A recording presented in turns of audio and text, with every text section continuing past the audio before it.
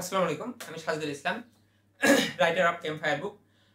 আপনারা অবশ্যই রসায়ন সম্পর্কিত বিভিন্ন চাকরি পরীক্ষার তথ্য আপডেট থাকতে আমার চ্যানেলটিকে সাবস্ক্রাইব করবেন এবং লাইক করবেন, শেয়ার করবেন, তাহলে হচ্ছে আপনারা বিভিন্ন আপডেট থাকতে পারবেন।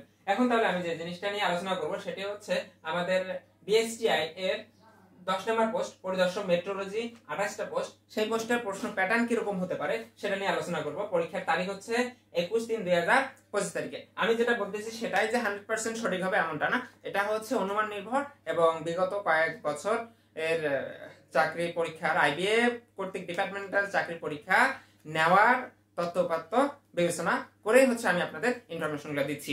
তাহলে এখন আমরা দেখব প্রশ্ন প্যাটার্ন কিরকম হতে পারে। প্রশ্ন প্যাটার্ন হতে পারে বাংলা, ইংরেজি, গণিত এবং জিকে চারটাতে 4×10=40 থাকতে পারে, অথবা বাংলাতে 15 থাকতে পারে, ইংরেজি 15 থাকতে পারে, তাহলে 50 হয়ে যাবে। বাকি থাকবে ডিপার্টমেন্টাল পার্ট। ডিপার্টমেন্টাল পার্ট কত থাকতে পারে? 30 থাকতে পারে অথবা 40 থাকতে পারে। বাকি 20 অথবা 30 কি থাকতে পারে? ভাইবার জন্য থাকতে পারে। টোটাল হবে 100 আমরা এমসিকিউ দিছি আর 100 হচ্ছে রিটেন। এখন তাহলে এই রিটেনের জন্য আমরা যে জিনিসটা বা যে টপিকসগুলো নিয়ে আমরা আলোচনা করব বা যে জিনিসটা থেকে আমরা প্রিপারেশন নিব সেটা হচ্ছে বাংলার জন্য অবশ্যই ফোকাস রাইটিং দিয়ে পড়তে হবে। ফোকাস রাইটিং এর জন্য আপনারা দেখবেন অনুবাদ, সারাংশ, সারমর্ম এবং আবেদনপত্রগুলো দেখবেন এবং ফ্রি হ্যান্ড রাইটিং এর লেখার চেষ্টা করবেন এবং হচ্ছে ভাষাগত যেন ভুল না হয় এই জিনিসটা অবশ্যই লক্ষ্য রাখবেন। এরপর চলে আসলাম আমরা ইংরেজির জন্য কিভাবে করব। ইংরেজির জন্য অবশ্যই অনুবাদ করব। অনুবাদ ইংরেজি টু বাংলাও আমরা দেখবো, বাংলা টু ইংরেজি দুইটাই দেখবো। আপনারা শুধুমাত্র একটা দেখবেন না, দুইটাই দেখবেন। এরপর দেখবেন হচ্ছে এসে দেখবেন, প্যারাগ্রাফ দেখবেন, শর্ট স্টোরিগুলো যে আছে ইনকমপ্লিট শর্ট স্টোরি থাকলে সেগুলো দেখে যাবেন। তাহলে হচ্ছে আপনার একটা ইংরেজির জন্য একটা ভালো, মোটামুটি একটা লিখিতের জন্য ভালো প্রিপারেশন হয়ে যেতে পারে। গণিতের জন্য আপনারা দেখবেন, গণিতের জন্য আমরা সচরাচর চাকরি পরীক্ষার জন্য যে প্রশ্নগুলো আসে সেই প্রশ্নগুলো পড়লেই হচ্ছে, তবে গণিতেও প্রশ্ন থাকবে।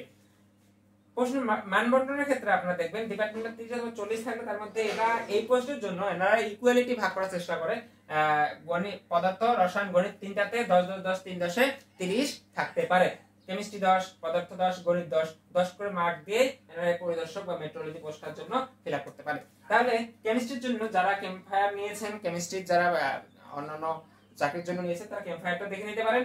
এবং ক্যাম্পফায়ারের কোন কোন জিনিসটা দেখবেন আপনারা একটা জিনিস মাথায় রাখবেন, ক্যাম্পফায়ার দেখলে বলতে পুরো বইটা দেখবো বিষয়টা এমন না।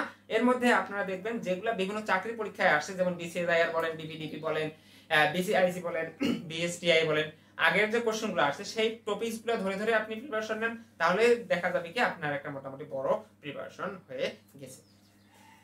এটা হচ্ছে কেমিস্ট্রির জন্য। পদার্থ এবং রসায়নের জন্য আপনারা যে জিনিসটা দেখবেন, পদার্থ এবং রসায়নের জন্য ইন্টারমিডিয়েটের যে প্রশ্ন বইটা আছে সেটা ইন্টারমিডিয়েটের বইটা একটু দেখে নিতে পারেন, জাস্ট সূত্রগুলো এবং হচ্ছে বিভিন্ন তথ্যপত্রগুলো। আর গণিতের জন্য ইন্টারমিডিয়েটের বই দেখে কোনো লাভ নেই, গণিতের জন্য চাকরির জন্য যে বইগুলো আছে সেগুলোই দেখতে হবে। বুঝতে পারছেন? তাহলে আমি আশা করতেছি। ধন্যবাদ সবাইকে। আসসালামু আলাইকুম।